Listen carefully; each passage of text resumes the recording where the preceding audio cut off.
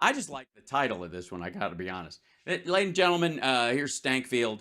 He's on Real America's Voice. I think he used to be on Newsmax, right? And they punted him downriver. Yeah. And anyways, I guess major media outlets are corrupt and journalism is dead. And it seems like it says mainstream media hires Hamas journos. It seems to be that he's going by the independent guys that were working for Hamas who were engaged in the killing on the 7th, who were photojournalists and were giving pictures, and they ultimately were just propagandists for Hamas. And that's just Western journalists following for the propaganda of these guys. I wouldn't say that they intentionally hired Hamas people because they like it. I think they felt sympathetic to the people, the Palestinians who were trapped in there, and they were trying to find people who could give them a slice of life a slice of life or experience. There's a huge lice outbreak there. I guess that's why it's stuck in my head. A slice of life and the experience of the Palestinian people. And so you're going to have to get people who are already in there. That kind of shit. So they hired somebody like that. And this motherfucker's like, they hire Hamas because they don't like the blah, blah, blah. This is Stankfield. Ethics in journalism is forever gone. I probably don't even need to tell you that. No, we're watching you. Believe me, this is, you can hear the death knell bell. The fact that you even are sitting in a vaguely news-like setting, I think, is doesn't look good. I'm not saying journalism is dead, but it's definitely on a respirator with a catheter in. If you're trying to pass yourself off as a journalist, right? It's become so apparent. As a journalism, listen to me. As a journalist, for too many reporters and the outlets they work for, moral standards are now an afterthought. Right? I know.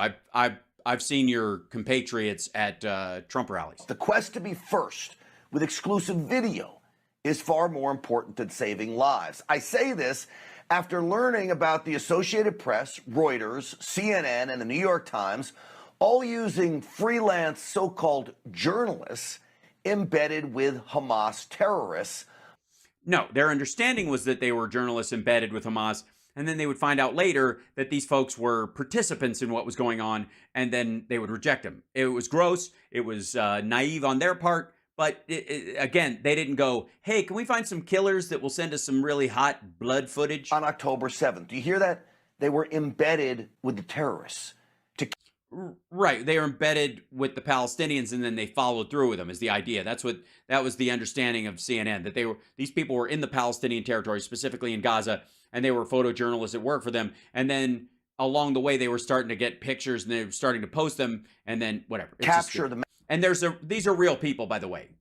He'll probably reference it, but there's two guys in particular who were working for all these sites that were posting these things, and people were using them, and both of them were active participants in it. Massacre firsthand, the gruesome Hamas slaughtering of close to 1,500 innocent civilians. So there are lots of questions to be asked here. Right, like what point do you cut them off, and how is the New York Times or any of these other sites supposed to know that a photojournalist inside there that is sending them pictures of actual shit that's in there, how are they, I guess, to know before October 7th if it's kept hidden from them that this person is participating and that this person followed along or rode on the motorcycles until they see the footage? Because one of the guys, by the way, one of these photographers he's talking about is filming himself on a motorcycle holding a hand grenade as they go towards the music festival. It's that kind of dude. First and foremost, how do these news organizations find these freelancers? They post through the UN. They reach out at hospitals. They infiltrate just like anything else. They didn't go on a fucking LinkedIn site and go, hey, I like to kill Jews and take pictures of it. So if you need some dead Jew pictures, I can hook you up. Like, get the fuck out of here. And what did they know before the attacks occurred? That this person was taking pictures inside the Palestinian territories over the last year or so, and that their stuff was particularly close to some of the atrocities that happened, and they like to keep track of them because of the humanity of the situation, and they wanted to show it. Through all the outlets I mentioned, they all claim that they had no prior knowledge of the attacks. But yeah, they didn't. The guy didn't send a memo beforehand, trusting that the New York Times wouldn't tip off the Israeli government. I would ask, how did they not know of the attack? Because these are photojournalists, not writers, or I don't know. They don't post their journals online. What the fuck's wrong with you? Any freelance journalist setting out on an assignment must get approval first.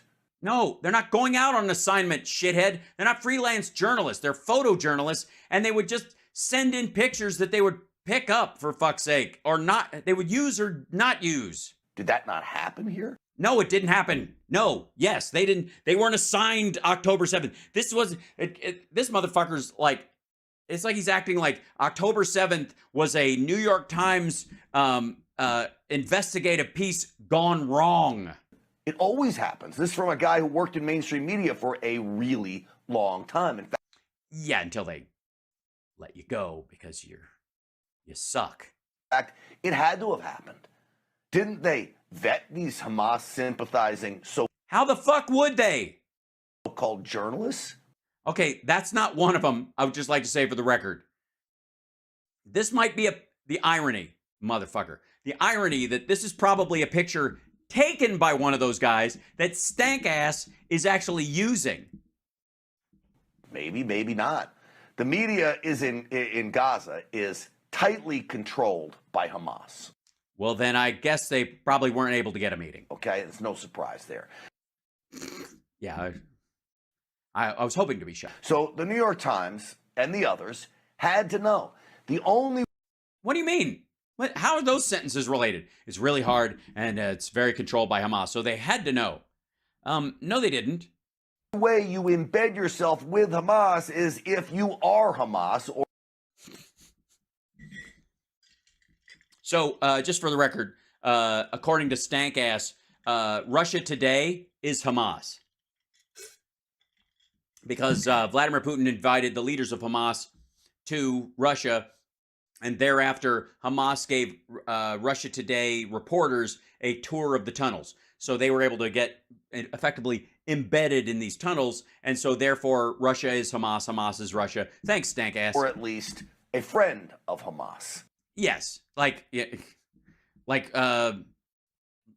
friends of Bill W. Yeah, maybe they're just addicted to Hamas and they just haven't come to terms with it. I want you to watch this video. Yeah, this is the guy, by the way. This is which is funny, like Norbert likes or whatever. This is the guy I was talking about. It's exactly the fucking footage. Like this dickhead's gonna come up with something new I haven't seen. It is being reported that Hassan Azalea, on the back of a bike with Hamas terrorists, that's him there, and this so-called reporter flashes a grenade during this video. Okay, there you see it. What in the world does a journalist? I think we're well past the point where people are going, I'm questioning this fellow's journalistic ethics. I think what you have here is a fellow operating on a level of flim-flam until such time as the mask came off. The weird part would be if, after seeing this footage, AP and all these other sources continued to do business with the guy or post his shit, which they didn't. Flash a grenade for? In what world do they flash grenades? I don't know. I don't think you're going to sexually arouse or even offend a grenade if you flash it. I guess in the world of Just put it on a park bench and walk up to it with a raincoat. I don't even know how it goes. CNN and the Associated Press, Reuters, and the New York Times. It's not a journalist. So here he is again on the receiving end of a Yeah, this is one of the Hamas leaders kissing him. This shit's been around. He's stank so late to this fucking game. kiss from the leader of Hamas, Yahya Sinwar, back in 2020. Now, that's supposed to be a journalist there on the right. Here he is in front of a destroyed Israeli tank, talking about it, describing it, seeing the fire there, pointing it out for the outlets that he's working for. Well, we know he works for the Associated Press because the AP gives him photo credit. You can see it circled. So did you. Wait a minute, you tit. Fucking, you out of your mind? Hold on. You played his shit. Look. You're sourcing his stuff, dum-dum. Right there. In fact, he and others hired by these mainstream news outlets took plenty of Right, but they didn't see the other pictures that with the grenade and shit until later. And a lot of this stuff is just reporters going, "Oh my God, this happened," and did it, and they have no idea how close it is or whatever. They're just getting the shit and going, like, "Oh fuck, there's a tank on fire." Photos and videos of the Israeli massacre, leaving me speechless. You don't have to talk, man. You just played terrorist videos. You literally just played this dude's shit. The most important question is, what did these major news outlets know? And could they have saved countless lives by... No. They didn't know he was going to go to this thing with a fucking grenade. All the pictures he'd probably sent to them up to this point, and there's a reason why this dickhead isn't going back through the other pictures that are attributed to this guy through AP sources, is because he's probably showing, sick or wounded kids or Gazans who are, in distress or near a bombing or something, dealing with a shooting that was inside the Gazan territories. It was a sympathetic image that the New York Times could use. That's it. The idea that anybody at the New York Times fucking knew anything about October 7th and went, "This will be juicy," get the fuck out of here. Just come on. Sounding the alarm before the attack happened. All right. Goofy bullshit. This is just, like, again, if it was more entertaining, I'd probably ride it out. But what a bunch of shit.